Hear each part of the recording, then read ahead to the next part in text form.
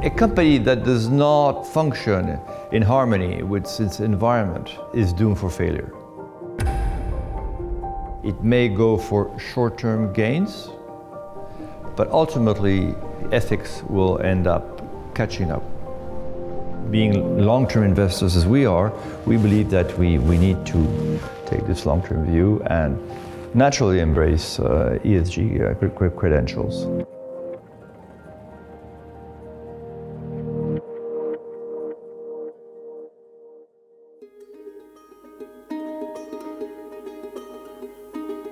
Carmignac is an international fund management company based in Paris, and we invest all over the world in equities, bonds, and with great focus on risk management. We have always been mavericks. We've always tried to do things in a different manner. Ever since I started the company, we did not invest in tobacco companies, in arms companies, defense companies, nor in companies whose governance was not too transparent for us. What is ESG for us? Two words: independence and active management.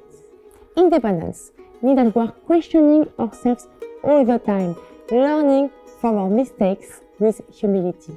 Also, thanks to our independence, we are not here to meet quarterly targets. We are here to meet the long-term investment needs and aspirations from our clients. Also, active managers mean that we don't stop at the first Russian doll.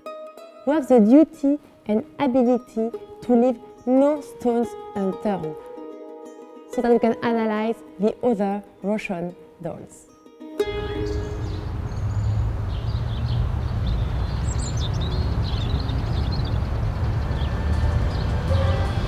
The production of energy, whether it's heat or whether it's electricity, accounts for about 25% or a quarter of the world's CO2 emissions.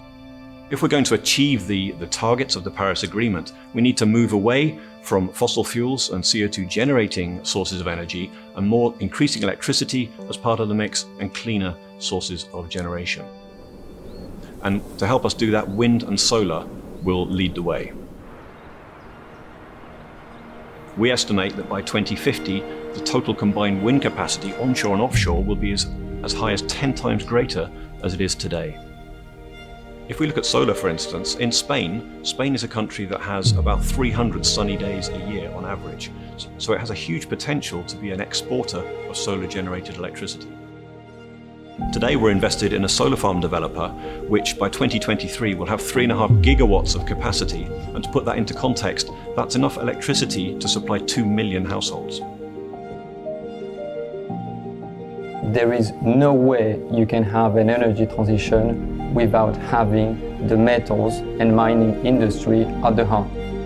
If you want to have a very strong growth in renewables energy, you have to have an exponential growth in metals and mining. But if you look specifically into what is the key metal for renewable energy, it's actually copper.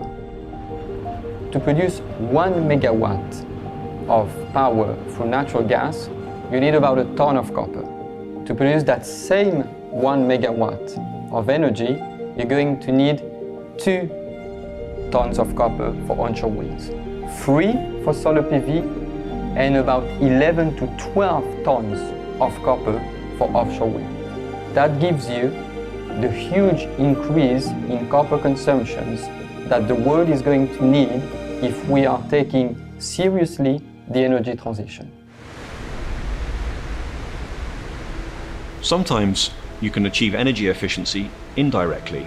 One of the companies we invest in is a German software company, and on our analysis we discovered that about 17% of their sales are in products or services that help their customers improve energy efficiency. The energy transition is going to happen anyway, but there's one specific area which very few do talk about, is the very high pollution emitters, the big oil companies, the big mining companies. Those are a very sizable portion of CO2 emission, and they need to be dealt with. Those high emitting companies are part of the problem, but they're also a substantial part of the solution. If we want to really reduce the amount of emissions, we need to invest into renewable energy, but we also need to help the big oil and mining companies to become big energy companies in the medium term and big renewable companies in the long term. And this can only be done if we are shareholder of those companies. There are many challenges specific to emerging markets. Emerging markets are structurally prone to environmental challenges for a number of reasons. Firstly, because they are very poor countries, so environmental considerations historically have been put in the background. Secondly, they are very rich in commodities, and the mining industry, as we know, is subject to waste, carbon emission, pollution controversies. Our goal is to find attractive ideas to serve both objectives of creating value for our clients while not harming the environment. We invest in the gas distribution sector in China. We help finance this sector because the Chinese government wants to move away from coal-based energy to cleaner sources of energy, gas being one of them. China is on the right path. They have invested 1.5% of their GDP per year over the past decade in order to fight pollution. The anti-pollution war that the Chinese government has started in 2014 has led to many opportunities. For example, for electric vehicles, we have been financing businesses that are building out batteries and also brands for electric vehicles. The target of the government is to reach 7 million electric vehicles sold in 2025. That's a very ambitious goal, and we believe that they can reach it.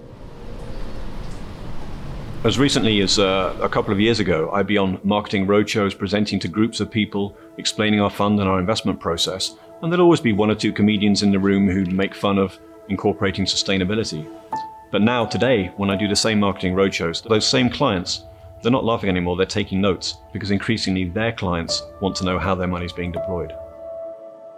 At Carmignac, when it comes to ESG, we start at the end. And what is the end? The end is the long-term investment needs and aspiration of our clients. We have created a culture in the firm that helps move forward this dual objective of making sure that our clients obtain decent returns, but at the same time that their capital is put to good use. As active manager, we decide to invest and engage with companies, but we also have the freedom not to invest and not to engage with some companies when we see no positive outcome or no hope. Fund management companies, provided they are active, can have a significant impact on the way companies are run and the shape of things to come.